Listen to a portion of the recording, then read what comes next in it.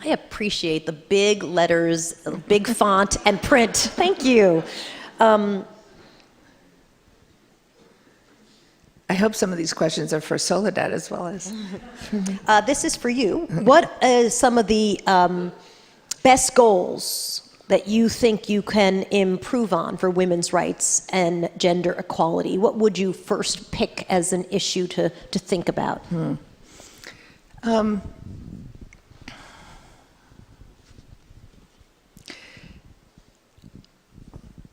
We see so much at Goodwill about childcare, I think that's a very important issue. It matters to women, it matters to men, but it definitely enables good childcare that has that two-pronged benefit of being really good for our next generation in this across the country, building up our future generations through the early childhood access to education. It certainly impacts women's sense of their ability to enter the workforce, to exercise gifts and talents, to bring stability to a family situation. So I think that's a really important one. This question comes to us from, it doesn't say, what's the biggest challenge you faced as a woman? Figuring myself out. And I suppose that men have the same challenge. I don't know.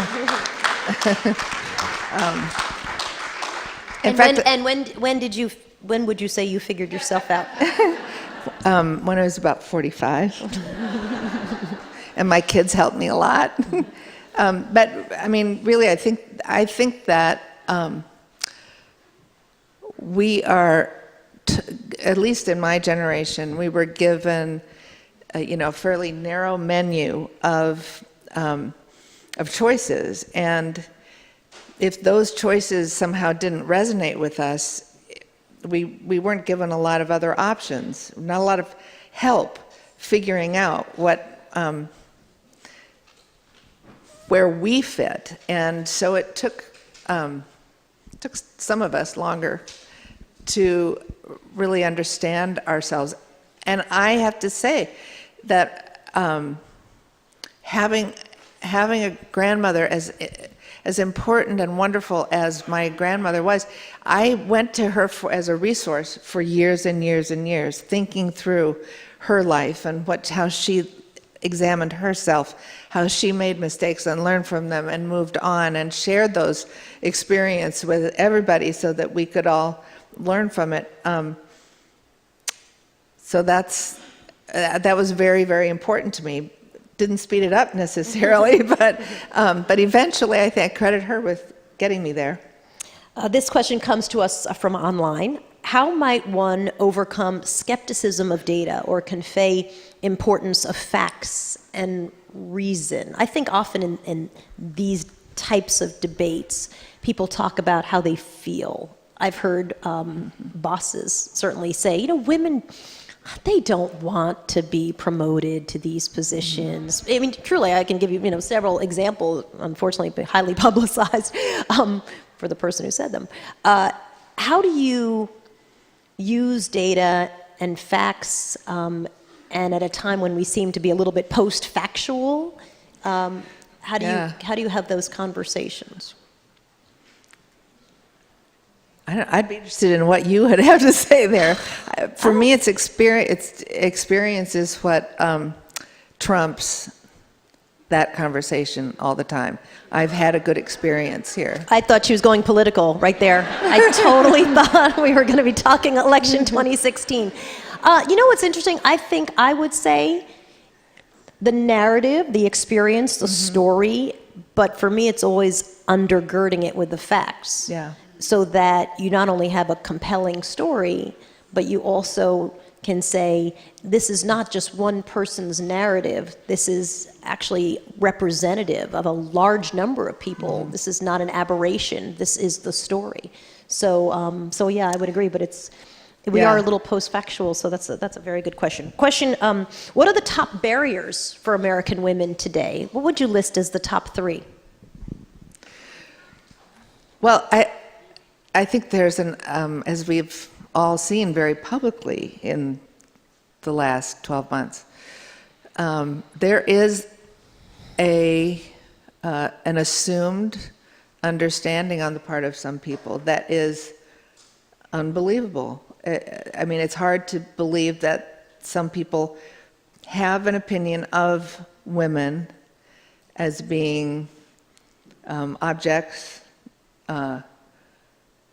stereotyped in certain skill levels, and they continue to hold those opinions as unchallenged within themselves. I think that is enormous.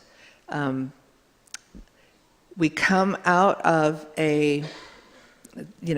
centuries of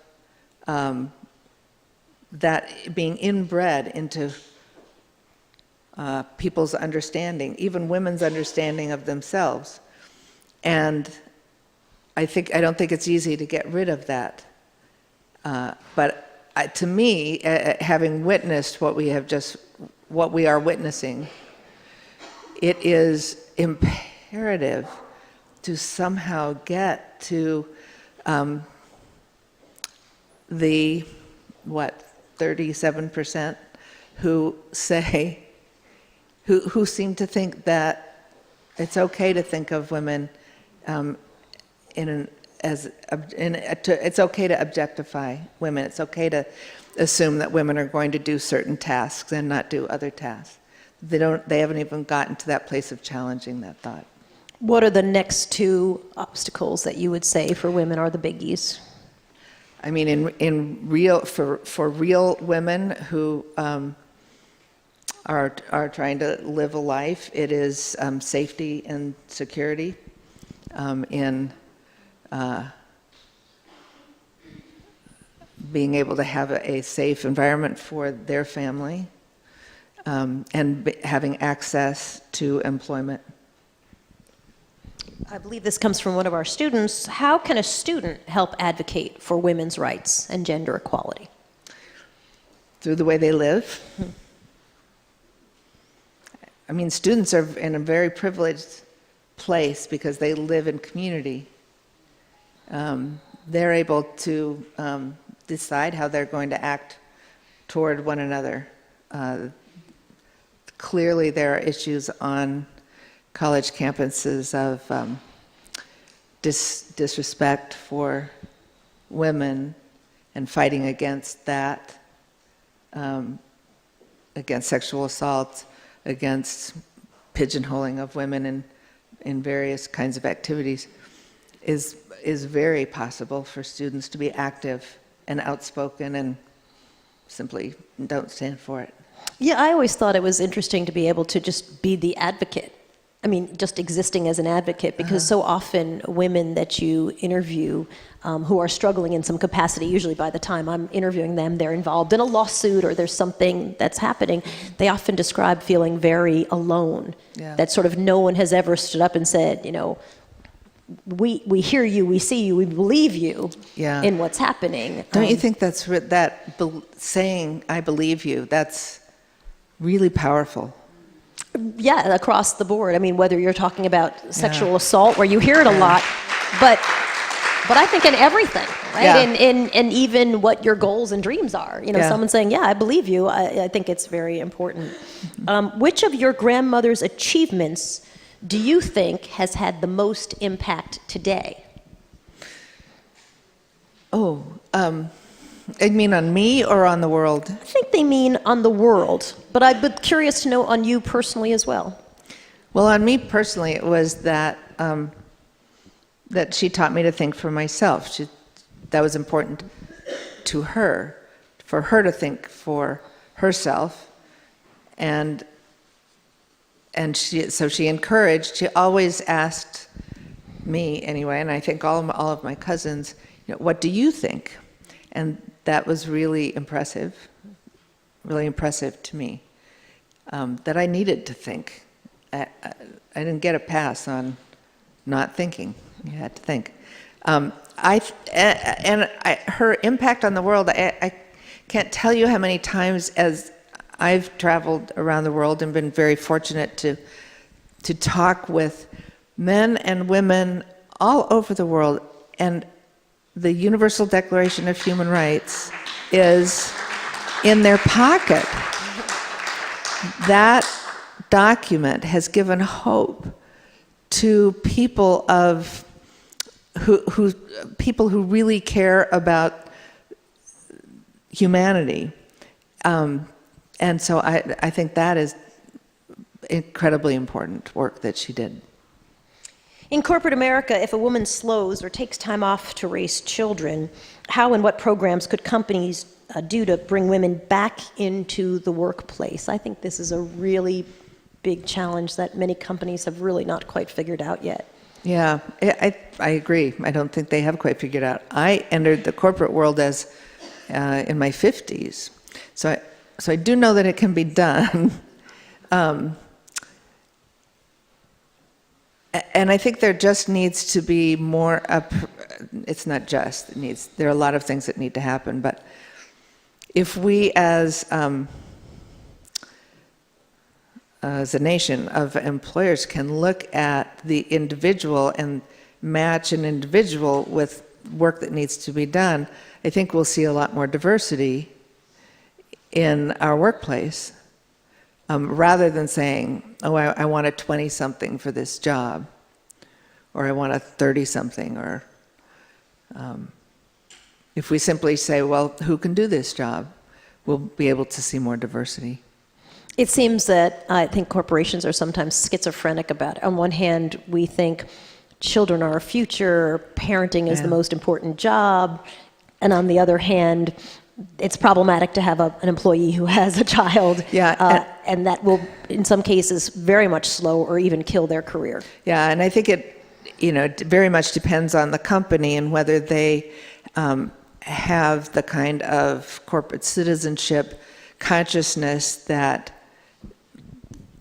dictates that they look at a triple bottom line rather than a single bottom line. If you're just looking to make the most money, then you're not going to really care about your employees' lives. But if you care about showing growth, not only on the financial line, but the people and the environmental line, you're going to have a different way of looking at your employees, And young people are asking that question now about companies. What's most important to you? And if it is the stock price, a lot of young people don't want to work for that kind of company. That makes change. When a company can't find employees because they don't want to work for you, that company will change. And they'll be successful if they're in fact sincere.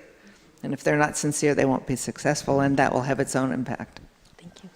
There's a question that I'm going to read it, but I'm going to give you a little background on a story that I did because I think it's relevant. The question is, do you think Americans have sufficient understanding of women's history and what can be done to improve the situation?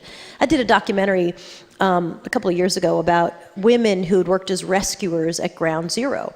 And the process of doing that documentary, they came to me and said that they had been pretty much written out of history. And I actually didn't believe them until we started doing research and we noticed that women as rescued were highly visible, but that in terms of art, articles, quotes, I mean, when we just started actually running the numbers, we saw that, in fact, they were right. They had been written out of the history of being rescuers on 9/11, so we did a documentary called The Women of Ground Zero. And the pushback that we got on the, thank you. I appreciate that. That's not the point of my story at all, but thank you.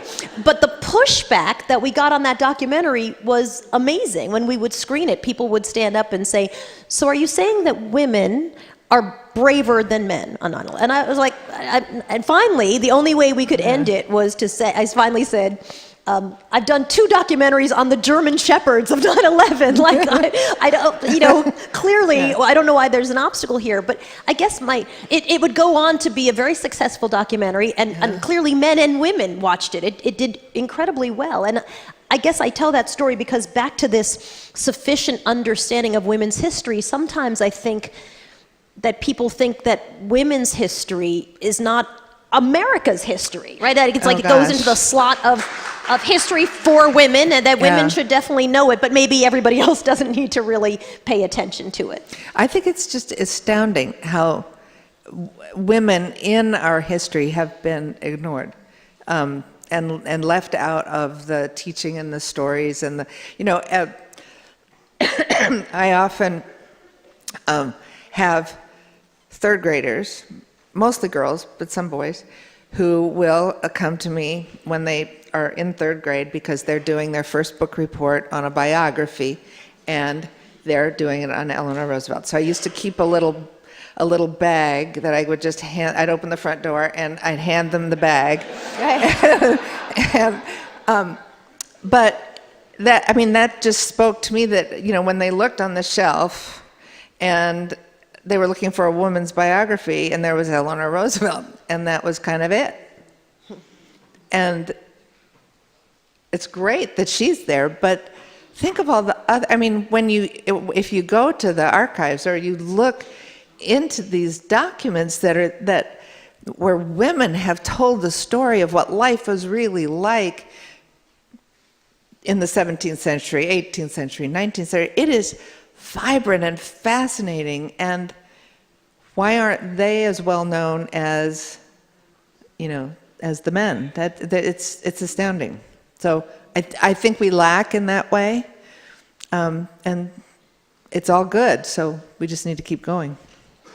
This question is for me, but I'd love to have you weigh in on it too. Do you think that women union activists, poor women, working class women get adequate voice, time, and representation in mainstream media?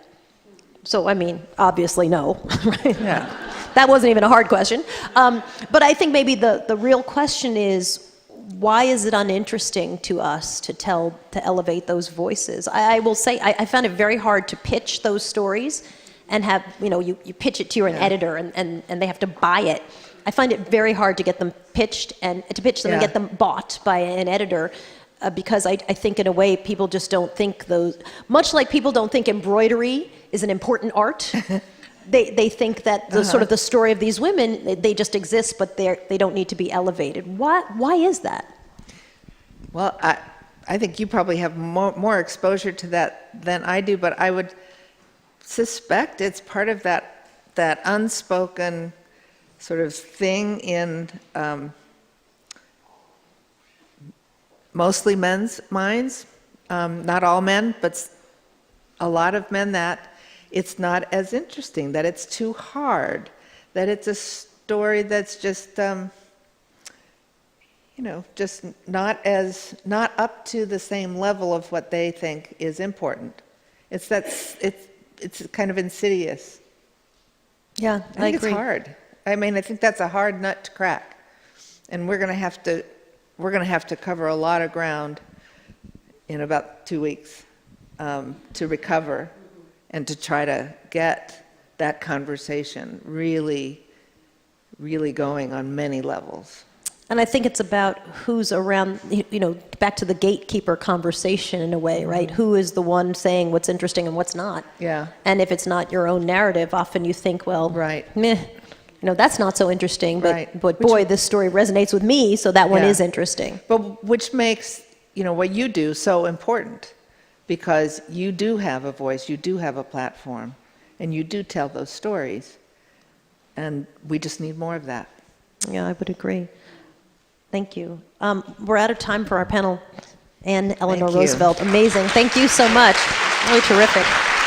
Appreciate it. Thank you.